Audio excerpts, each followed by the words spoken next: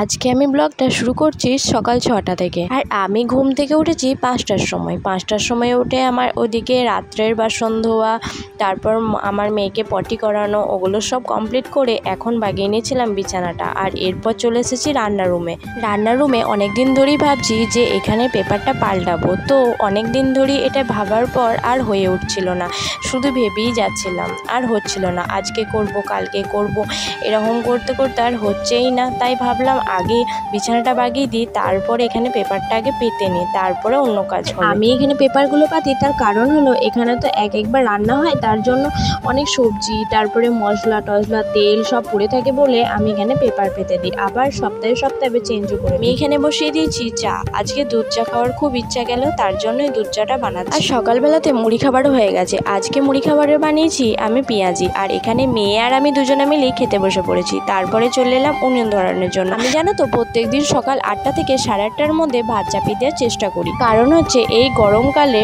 উনুন শালের পাশে বসে রান্না করা কিন্তু খুব একটা সহজ কাজ নয়। তাই আমার মনে হয় যত তাড়াতাড়ি আমি রান্না করে নিতে পারবো তত তাড়াতাড়ি আমি ফ্রি হয়ে যেতে পারবো। তাদের সাথে গল্প করতে করতে আমার ওদিকে উনুন ধরানো হয়ে গেছে, আর এদিকে আমার মেয়ে মনে করছে ওকে আমি ধরতে যাচ্ছি, তাই দেখছো আমার দিক থেকে কেমন ছুটে পালাচ্ছে। হ্যাঁ, ভালো কথা, আমাদের এদিকে জানো তো জল হয়েছে। আচ্ছা, তোমাদের ওদিকে কিরকম ওয়েদার আমাকে একটু কমেন্ট করে জানিয়ে তো। যারা যেখান থেকেই ভিডিওটা দেখছো না কেন একটু প্লিজ কমেন্ট করে। চাল দেওয়ার পর আমি উনুন শালটা আরেকবার পরিষ্কার করে নিই। উনুন শাল আর রান্নাঘরই বলো না কেন, যদি পরিষ্কার পরিচ্ছন্ন থাকে তাহলে রাঁধতে কিন্তু খুব ইন্টারেস্ট লাগে। ওইদিকে ভাত চাপিয়ে এসে আমি এখন এই রুমে চলে এসেছি। এসি মেয়ের খাওয়ার দুধটা ছেঁকে নিয়ে আমি গরম করে নেব, কারণ অনেকক্ষণ আগে দুই দিয়ে গেছে তো হয়তো নষ্ট হয়ে যেতে পারে। গরম কমপ্লিট করার পর এখন আমি রান্না চাপিয়ে দিয়েছি। আর এদিকে এখন চাপাইছি ঢ্যাঁড়সটা ভেজে নিচ্ছি। আজকে ঢ্যাঁড়স আলুর তরকারি হবে। চলো বন্ধুরা, একবার আমার মেয়ে কি করছে দেখে আসি। तू आंचल मेरा, तू ममता मेरी, मैं हूँ लाल तेरा। কিছুক্ষণ মেয়ের সাথে খুনসুটি করার পর এদিকে এসে দেখছি আমার ঢ্যাঁড়স আলুর ঝোল ফুটে গেছে। আচ্ছা, যখন আমি তোমাদেরকে বললাম যে চলো বন্ধুরা দেখে আসি মেয়ে কি করছে, তখনই আমি ঢ্যাঁড়স আলুর তরকারিটা চাপিয়ে দিয়ে গিয়েছিলাম। আর এসে দেখি কেন ফুটে গেছে। প্রথমে মেয়ের জন্য তুলে রেখে লাস্টে লঙ্কা গুঁড়ি দিয়ে এখন ভালো করে তরকারিটা নেড়ে চেড়ে দিচ্ছি।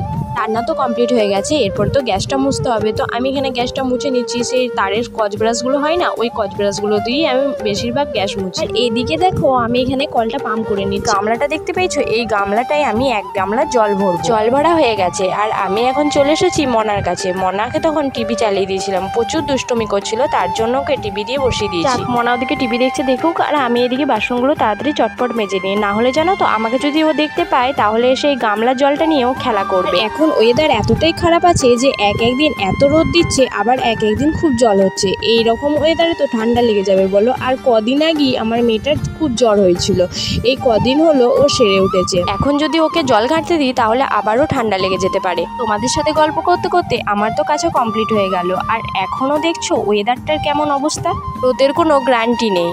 আজকেই যে রোদ হবে সেটা কিন্তু বলা যাবে না। আমাদের সাথে তো অনেক গল্প করা হলো, কিন্তু আমার তো এখন ইন্ট্রোই দেওয়া হয়নি। তো চলো আমি প্রথমে ইন্ট্রোটা দিই। হ্যালো এভরিওয়ান, সবাই কেমন আছো? আশা করছি সবাই ভালো আছো। তোমাদের আশীর্বাদ ভালোবাসা নিয়ে আমিও খুব ভালো আছি। সম্পূর্ণ ব্লগটা দেখতে থাকো, অবশ্যই কিন্তু তোমাদের ভালো লাগবে। আজকে আমি কি কি রান্না করলাম তোমাদের সাথে শেয়ার করি। তোমরা হয়তো কিছু কিছু রান্না দেখতে পেয়েছো, আর কিছু কিছু রান্না হয়তো দেখতে পাও না। এখানে রেখেছি ঢ্যাঁড়স আলুর তরকারি, আর তারপরে এটা আছে কলমি শাক ভাজা। সেই বাটিগুলোতে একটা আছে রাত্রে ঢ্যাঁড়স আলুর তরকারি তুলে রেখেছি, আর একটা হচ্ছে ঝাল ছাড়া তরকারি, সেটা হচ্ছে মনা। আর আছে ডিম ভাজা, কিন্তু ডিমটা এখনো ভাজিনি, যখন খাবো তখন ভেজে নেব। ডিমটা যদি এখন থেকে ভেজে রাখি তাহলে কেমন নেতি। এদিকে দেখো আমার মেয়ে দুষ্টুমির পরিমাণ কতটা বেড়েছে দেখো, এখানে সেখানে শুধু কানের তুলোগুলো ফেলে বেড়াচ্ছে। চলো বন্ধুরা, এরপর তো আমার মেয়ের ভাত খাওয়ার টাইম তো হয়ে গেল, তার জন্য আমি একটু দুধ ঢেলে নিচ্ছি। আর আজকে তো ঢ্যাঁড়স আলুর তরকারি করেছি, ডাল করিনি, তার জন্য একটু দুধ নিয়ে নিলাম। কতটা দুষ্টু হয়েছে তোমরা একবার নিজের চোখেই দেখে নাও। মেয়েদের খাওয়ার দিক থেকে খুব জ্বালা, ওদেরকে যদি সারাদিন না খেয়ে রেখে দাও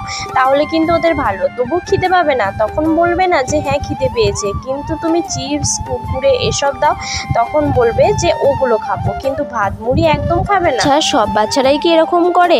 আমার খুব জানতে ইচ্ছা করে। বাচ্চারাও খাওয়ার সময় কিরকম কি করে থাকে আমাকে একটু কমেন্ট বক্সে কমেন্ট করে জানিও। আমার মেয়েকে জানো তো বাইরে বেরিয়ে বেরিয়ে গাছ ফুল পাতা পাখি সব দেখিয়ে খাওয়াতে হয়। তো বন্ধুরা, তোমরা তো দেখতে পেলে মেয়েটাকে আমার খাওয়ানো হয়ে গেছে, আর ওকে এখন স্নান করানো। তো বন্ধুরা, তোমরা তো দেখতে পেলে আমার মেয়েটাকে স্নান করানো হয়ে গেছে, আর ওকে খাওয়ানো হয়ে গেছে। সেটা তোমরা দেখতে পেলে, কিন্তু স্নান করানো হচ্ছিল যখন তখন শেয়ার করতে পারিনি। তো ও এখন দুধ খাচ্ছে, দাঁড়াও দেখাচ্ছি। এই গগনা এখন দুধ খাচ্ছে, ওকে দুধ দিয়েছি, ও এই মিষ্টিটা চুষতে চুষতে ঘুমিয়ে যাবে। তো আজকের ব্লগটা এই পর্যন্তই, আবারও দেখা হবে নেক্সট ভিডিওতে। সবাই ভালো থেকো, সুস্থ থেকো, সাবধানে থেকো। তো আজকের মতো টাটা।